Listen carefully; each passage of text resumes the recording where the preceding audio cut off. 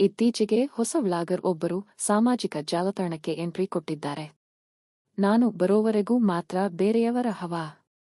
ನಾನು ಬಂದ್ಮೇಲೆ ನಂದೇ ಹವಾ. ಹಲವಾರು ವ್ಲಾಗರ್ಗಳನ್ನು ಹಿಂದಿಕ್ಕಿ ಲಕ್ಷಾನುಗಟ್ಟಲೆ ವ್ಯೂವ್ಸ್ ಅನ್ನು ಗಿಟ್ಟಿಸಿಕೊಂಡಿದ್ದಾರೆ. ಅಷ್ಟಕ್ಕೂ ಯಾರು ಆ ವ್ಲಾಗರ್ ಅಂತೀರಾ? ಬಬ್ಲು ವ್ಲಾಗರ್. ನೀವು ಇಂಟರ್ನೆಟ್ನಲ್ಲಿ ಅನೇಕ ವ್ಲಾಗರ್ಗಳ ವಿಡಿಯೋಗಳನ್ನು ನೋಡಿರಬಹುದು. ಅವರು ತಮ್ಮ ವ್ಲಾಗ್ಗಳ ಮೂಲಕ ದೇಶ ಮತ್ತು ಜಗತ್ತನ್ನು ತೋರಿಸಲು ಪ್ರಯತ್ನಿಸುತ್ತಾರೆ. ಸಾಮಾನ್ಯವಾಗಿ ಈ ಕೆಲಸವನ್ನು ಮನುಷ್ಯರೇ ಮಾಡುತ್ತಾರೆ. ಆದ್ರೆ ಒಂದು ಮಂಗ ಆ ಕೆಲಸವನ್ನು ಮಾಡಿದ್ರೆ ಹೇಗಿರುತ್ತೆ ಅಂತ ಊಹಿಸಿ.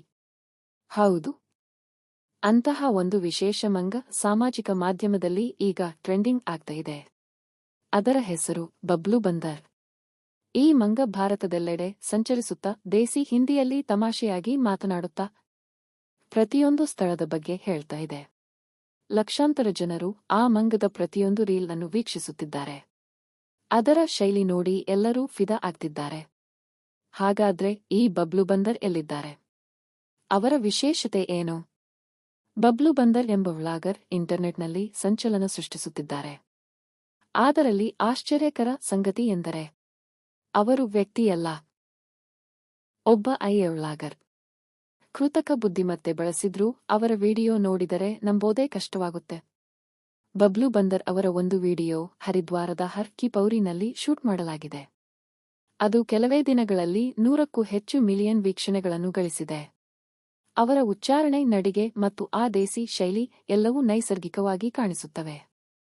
ಅವರ ವಿಡಿಯೋ ನೋಡಿದ್ರೆ ಯಾರೂ ಇದು ಆನಿಮೇಷನ್ ಅಂತ ನಂಬೋದೇ ಅಸಾಧ್ಯ.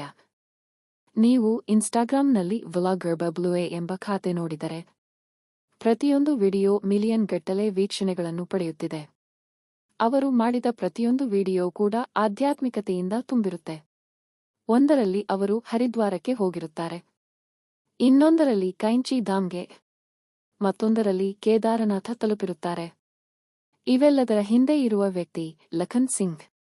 ದೆಹಲಿಯಲ್ಲಿ ವಾಸವಾಗಿರುವ ಈ ಪ್ರತಿಭಾವಂತರು ಬಬ್ಲು ಬಂದರ್ ಎಂಬ ವ್ಲಾಗರ್ನನ್ನು ನಿರ್ಮಿಸಿದ್ದಾರೆ.